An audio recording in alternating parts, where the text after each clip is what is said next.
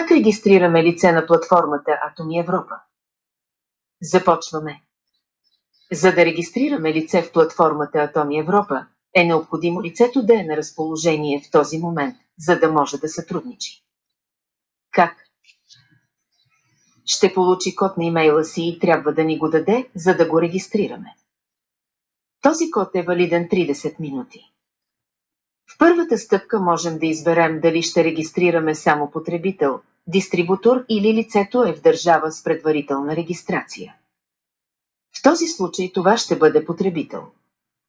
Потребителят може да стане дистрибутор, като добави само още малко данни. Тук приемаме всички правила и условия. Бутонът веднага ни дава сигнал, че можем да продължим. Изписваме имейла на лицето, което регистрираме само до клонвата.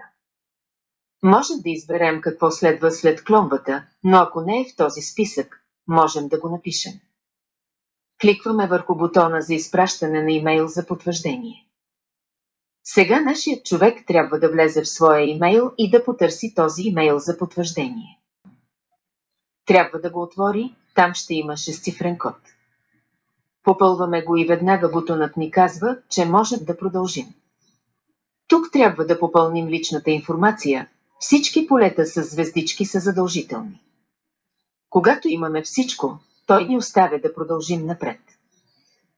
В тази стъпка ни пита дали има спонсор. Очевидно кликваме върху «Да». И продължаваме. Трябва да попълним идентификационния номер на последно регистрираното от нас лице. Показва ни къде ще бъде новият член в мрежата. Ако сме сгрешили, кликваме върху «Не, искам да сменя спонсора». Ако всичко е правилно, продължаваме.